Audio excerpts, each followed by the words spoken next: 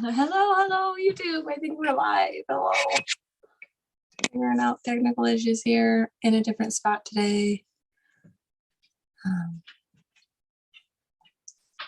Oh, now you want to listen to me. You're so kind. Okay.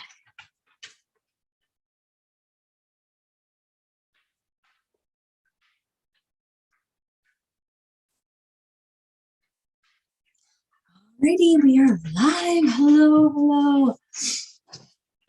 Coming to you live from YouTube this morning because I'm getting ready to head out on an adventure, and I'm really excited about this adventure because I have not been able to have ice cream cake for my birthday in 2 years, 2 or 3 years. I'd have to ask my husband. It's been that long.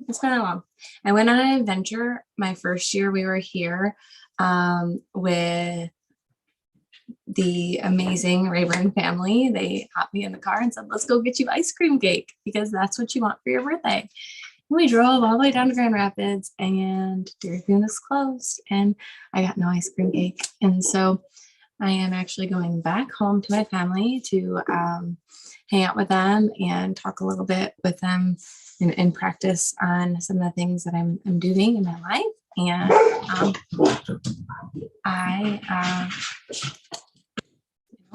didn't get to do that. So I'm going to go down there and then we're going to have some ice cream cake and it's going to be the bestest. So we'll go ahead and then get started in reading this morning. And God, I just thank you for today, Lord. And I just thank you for this time. And I just thank you for a new day and a new year. And may you just be with us and guide our ears to hear, our hearts to see, and eyes wide open to just receive your word this morning. And I pray this all in your precious holy name. Amen. All right. And so we are in chapters 34. Good morning, Mama. Thank you.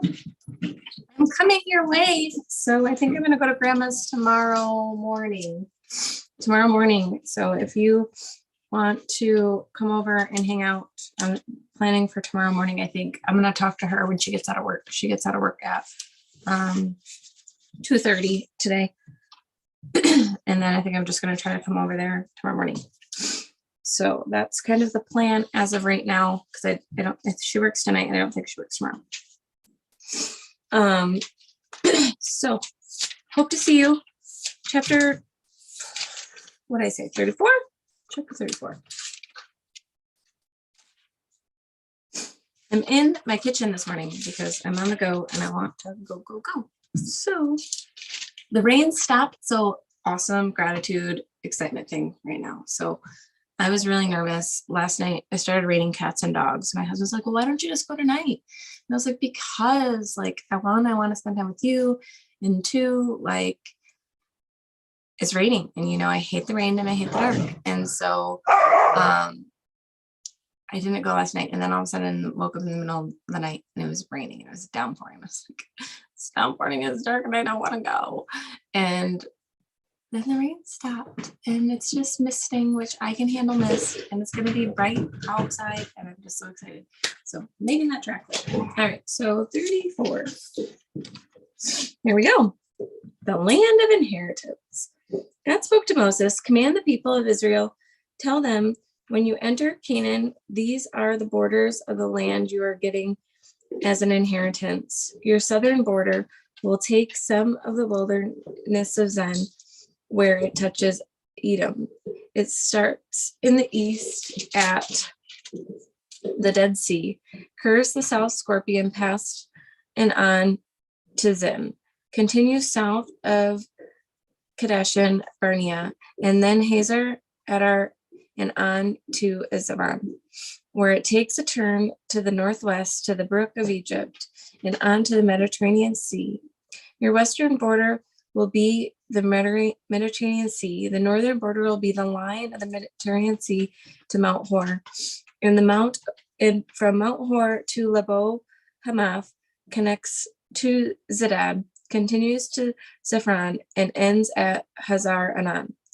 This is your northern border. Your eastern border runs on the line of Hazar Hanan to Shinnim. The border that goes south to Shem and to Raphan, east of the Anan, and continues along the slopes of the Sea of Galilee. The border then follows to the Jordan River and ends at the Dead Sea. This is your land with its 4 borders. I forgot to share this one more place. I apologize. One moment. One momento. Because I'm not live on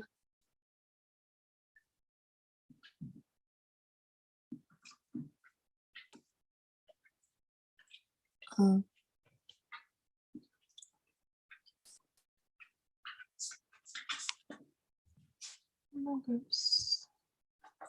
Here we go.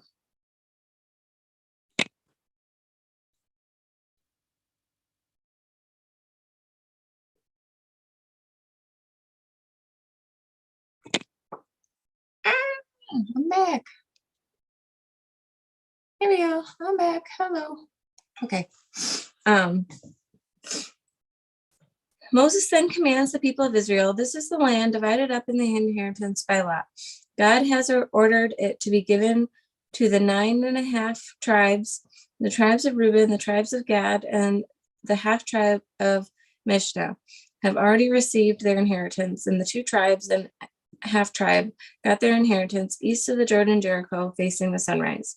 God spoke to Moses, these are the men who will be in charge of distributing the inheritance of the land of Isaac. The priest and Joshua the son of Nun assigned one leader from each tribe to help them in distributing the land. Assigned these: Caleb the son of Jeshnan from the tribe of Judah, Shillem son of Ahmed from the tribe of Simon, Galad son of Kishlan from the tribe of Benjamin, Buskai son of Gal, leader of the tribe of Dan, Heniel son of Ephod, leader of the tribe of Mesh, son of Joseph, Camille son of Sidon, leader from the tribe of Ishlam, son of Joseph, Ishaban son of Parnak, leader of the tribe of Zephon, Patel son of Izim, leader from the tribe of Ishlar, Ishad son of Shalami, leader of the tribe of Asher, Pedonal son of Amahad, leader of the tribe of Naphtali. These are the men God commanded to hand out of the segments of the land of inheritance to the people of Israel in the country of Canaan. Then God spoke to Moses on the plains of Moab in Jordan, Jericho. Command the people of Israel to give the Lamanites as their parts of the total inheritance towns to live in. Make sure there is plenty of pastures around the towns. They will take care of the towns to live in and the pastures of their cattle, flocks, and other livestock. Pastures surrounding the Levites' towns is to extend 1,500 feet in each direction from the city wall. The outside borders of the pastures are to measure 3,000 feet on each 4 sides, east, south, west, north, with the town at the center. Each city will supply the pasture. 6 of these towns that you will give the Levites will be asylum cities to which anyone who accidentally kills another person may flee for asylum. In addition, you will give them 42 other towns, 48 towns in all, together with their pastures, the towns that you give the Levites from the common inheritance of the people of Israel are to be taken in proportion to their size of each tribe. Many towns from that tribe that has many, few from the tribe that have few. God spoke to Moses, speak up to the people of Israel, tell them when you cross the river Jordan in the country of the Canaans, designate your asylum cities, town to which the person who accidentally kills someone can flee asylum. They will be places of refuge for the avenger, that alleged murderer. It won't be killed until he can appear before the community in court. Provide 6 asylum cities, designate three of the towns to the east of the Jordan, the other 3 in Canaanite proper. Asylum cities for the people of Israel, the foreigners, and for occasional visitors and guests. 6 asylum cities to run for anyone who accidentally kills another. But if the killer has used an iron object, that's just plain murder. It's obvious a murderer and must be put to death. Or he has a rock in his hand big enough to kill, and the man dies. That's murder. He's murderer and must be put to death. Or if he's carrying wooden club heavy enough to kill, and the man dies, that's murder, and he's a murderer and must be put to death. In cases the avenger has the rights to kill, the murderer then meets him. He can kill him on the spot. And if out of sheer hatred a man pushes another from ambush, throws something at him, and he dies, or angrily hits him with his feet and kills him, that's murder. He must be put to death. The avenger has the right to kill him when he gets him. If, however, he impulsively pushes someone and there's no history or hard feelings, or he impetuously picks up something and throws it, or he accidentally drops a stone tool, a manual, or hammer and says, and it hits and kills someone, and he didn't know was there, and there's no suspicion that there was bad blood between them, and the community is to judge between the killer and the avenger following these guidelines. It is task of the community to save the killer from the hands of the avenger. The community is to return to him in the asylum city to which he fled. He must stay there until death from the high priest who anointed with the holy oil. But if the murderer leaves the asylum to which he has fled, and the avenger finds him outside the borders of his asylum city, the avenger has the right to kill the murderer. He's not considered guilty of murder.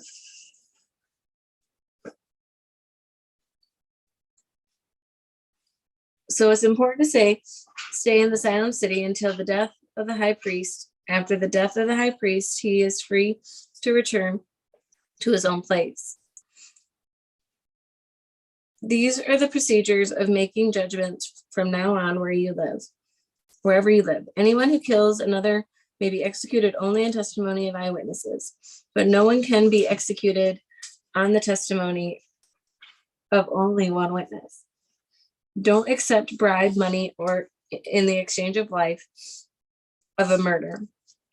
He's guilty and deserves the death penalty. Put him to death. And don't accept bribe money for anyone who has fled to an asylum city so as to permit him to go back and live in his own place before the death of the high priest.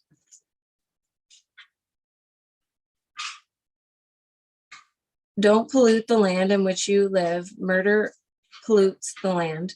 The land can't be cleaned up of the blood, and the murderer except through the blood of the murderer. Don't desecrate the land in which you live. Live here too. I, God, live in the same neighborhood with the people of Israel. The heads of the ancestral clan, Gideon, sons of Mechari, the sons of Meshua, they were from the clans of the descendants of Joseph, approached Moses and the leaders who were heads of the family and the people of Israel. They said, when God commanded the master to hand them over to the inheritance of the land by lot to the people of Israel, my master was also commanded by God to hand over the inheritance of the land of Zephon, our brother, to his daughters. But what happened if they marry into another tribe of the people of Israel. Their inheritance in the land will be taken out of the ancestral tribe and get added to the tribe in which they married. And then when the year of Jubilee comes of the people of Israel, their inheritance will be lumped in with the inheritance of the tribe into which they married. Their land will be removed from the ancestors' inheritance. Moses, at God's command, issued this order to the people of Israel. What the tribe of sons of Joseph says is right. This is God's command to Zephon's daughters. They are free to marry anyone they choose as long as they marry within the ancestral clan. The inheritance of the land of the people of Israel must not get passed around from tribe to tribe. No keep the tribal inheritance land in the family. Every daughter who inherits the land, regardless of the tribe she is in, must marry a man from within her father's tribal clan. Every Israelite is responsible for making sure the inheritance stays within the ancestral tribe. No inheritance land may be passed from tribe to tribe. Each tribe of the people of Israel must hold tight to its own land. Zephon's daughters did just as God commanded. Moses, Michal, Tisra, Halak, Malachi, and Noah. Azad's daughters all married their cousins on their father's side. They married within the families of Messenoch, son of Joseph, and the inheritance land stayed within their father's family. These are the commands of the regulations of the God that God commanded through the authority of Moses, the people of Israel, on the plains of Moab and at Jordan, Jericho. All right. That is the end, y'all. That's the end of the reading for today. That's the end of Numbers.